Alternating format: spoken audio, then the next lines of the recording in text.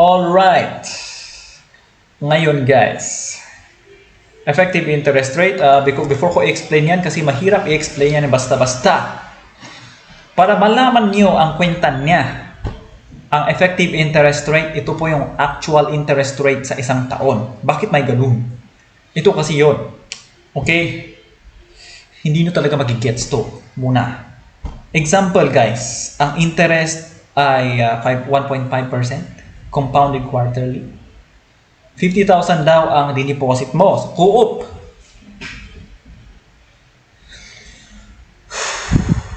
So ang 1.5% na yan, per year yan. Hinati lang sa 4 kasi quarterly.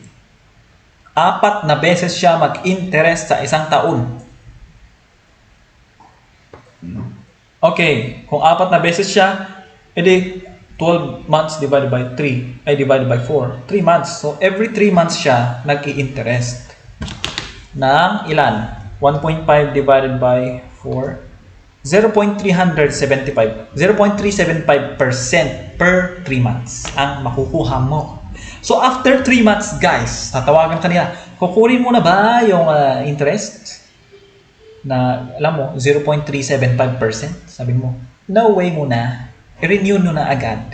Okay, so dinagdag nila sa principal mo. Another 3 months ulit ang dumating. Kukunin mo na ba ang bagong interest mo? Hindi po.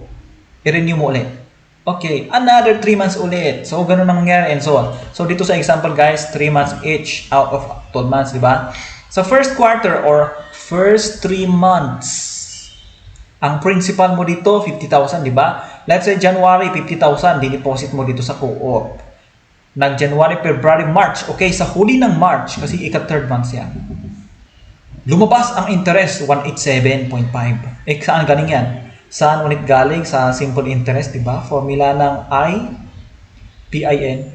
Itong number of periods, since nakabase ang interest sa isang taon, paulit-ulit, i-convert mo ang 3 months sa 12 sa year. Kaya 3 months over 12 months is 1 year. Okay?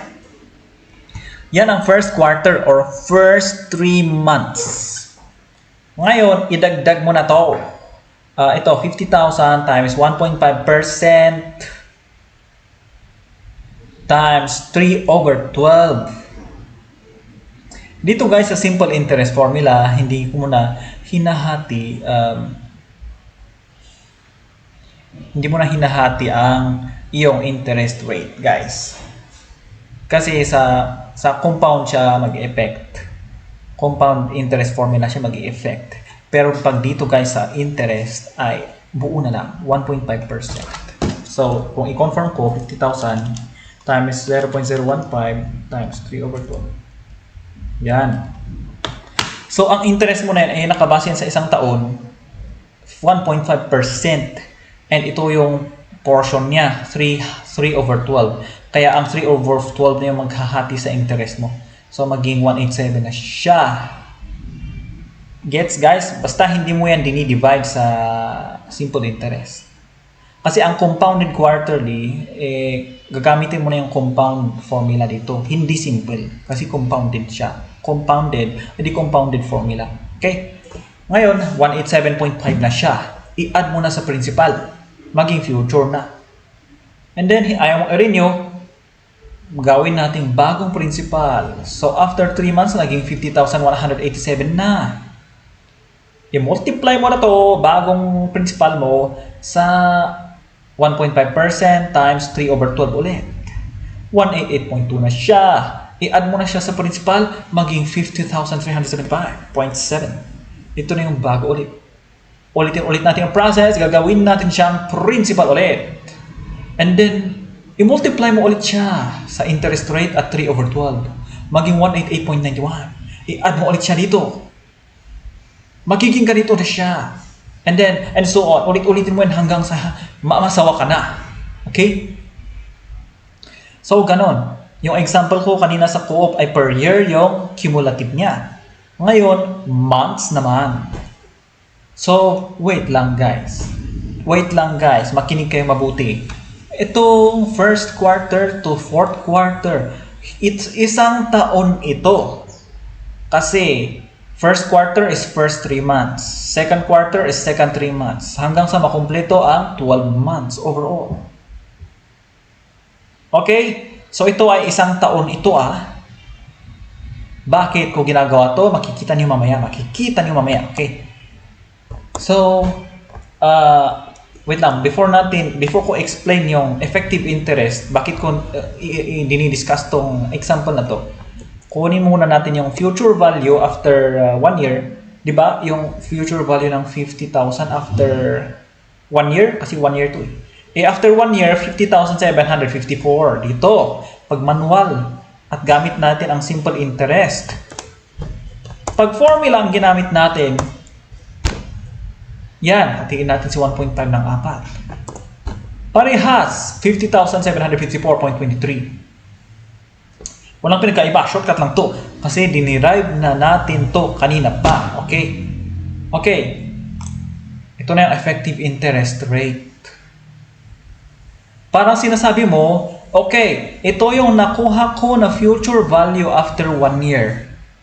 Ano kaya ang interest nito? Ano ang interest rate niya? Yung interest rate na 1.5% given. Pero, hinati mo kasi ng 4 na beses nag-interest sa isang taon. Paano kaya kapag hindi mo hinahati yan? Paano kaya pag ang 1.5% na yan as hindi mo hinahati? Kung hindi mo hinahati guys, so ang future mo ay 50,754. Gagawin mo siyang future, no? Tapos 50,000. Tapos yung I mo, imbes na hatiin mo siya ng 4, hindi na. Para makita mo kung anong lalabas na I pag hindi mo siya hinati ng 4. Yung N pala ay 1 year Kaya 1 yan. Times 4 pala. Ay, hindi. Walang 4. Kasi hindi nahati. Okay? Kung ganyan guys, ang I mo ay 1.5085%. Kung hindi mo hinati kung hindi more than once nagbigay ng interest ang pera mo sa isang taon, kung isang beses lang siya nag-interest, which is hinintay mo na matapos ang isang taon saka mo kunin yung interest. Or saka maglalagay ang co-op ng interest. 1.5085% yung katumbas niya na interest pag gusto mong makuha yung future value na 50,754.23. Hindi sila equal. 1.5% ang ginamit natin, nakuha natin yung 50,754. Pag hinati mo ng 4, pag hindi mo hinati or hindi hinati ni co-op at ang interest mo ay marireceive mo lang after 1 year, mas iba na yung interest rate dyan. Okay? Mas parang may bonus siya na 0.0085%. May bonus siya, dagdag dito. Gets ba guys? So kung sinolve mo to na hindi mo hinahati ng 4 na taon, kung sinolve mo yung future value na hindi mo hinati, mas maliit yung kita mo, mas maliit yung future value. Less than 50,754 yun. Baka siguro 50,751, mas maliit ng konti. Kaya kung nagdi-deposit ka sa co-op or ano man yan, mas piliin mo na hinahati na lang nila yung interest rate para mas kikita ka ng bonus. Kasi kung hinintay mo ang isang taon, akala mo mas lalaki ba ang pera mo dun? No way, no. Basta hindi mo kinukuha yung interest. Okay, yan. So ang effective interest rate pala ay yung annual equivalent rate pala. Yun lang pala yun. Yung effective interest rate, yun lang pala yung annual equivalent rate. Tatawagin natin na effective interest rate yung parang katumbas ng interest rate na hinati-hati. Okay? Katumbas. 1 year equivalent. Okay? And pwede naman na tayong mag-convert guys. You can also convert any interest rate period to another period. So, di ba kanina, conversion din yon yung kanina. From quarterly to annually. Ang annually, yearly yan From quarterly to annually. Yun yung conversion. Ang effective interest rate pala, annual effective rate pala yan. Annual interest rate. Kinonvert lang natin yung interest rate compounded quarterly sa interest rate compounded annually. Walang hati, kundi isang taon lang. Paano kaya pag ibang period na? For example, interest rate compounded monthly to interest rate compounded quarterly. Mga ganon. So, tuturuan ko kayo kung paano mag-convert. Ito yung pag-convert. Let us say, ito yung mga future values. Ang future value, hindi siya nagbabago. Di ba? Future value, hindi nagbabago. Ang present, hindi din nagbabago. Ang number of periods, hindi din nagbabago. Yung interest rate lang ang gusto natin baguhin. Dito. Kaya ang future, ito guys, before ko i-equivalent yung dalawa. Ito yung compounding period. Kung monthly yan, 12 yung M. Pag quarterly, 4 yung M. Pag semi-annually, 2 yung M. So, yun lang naman. Tapos sa F, yun naman ang gusto mong hindi naman nagbabago yung future value nila. Equal naman sila sa future value. Kaya equal mo lang sila. Ang present value, parehas din. Hindi nagbabago, parehas. Cancel mo yan. Yung N, cancel mo din yung N. Kasi hindi nagbabago ang number of periods. Kung 10 years ang given, edi 10 years yan. Kino-convert mo lang yung I.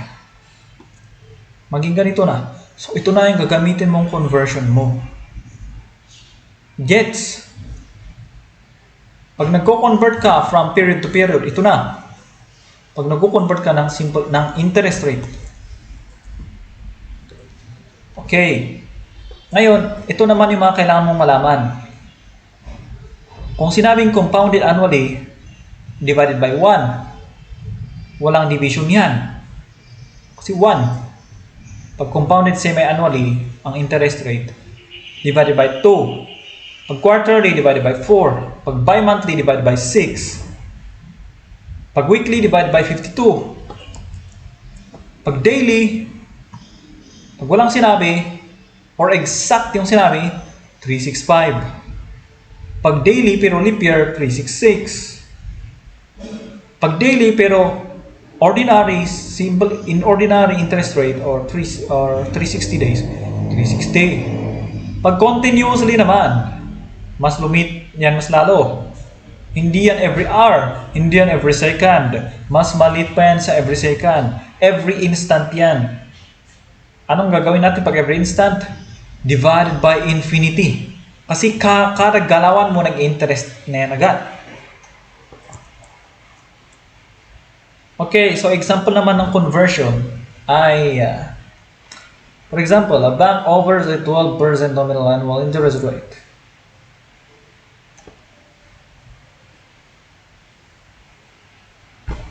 Okay,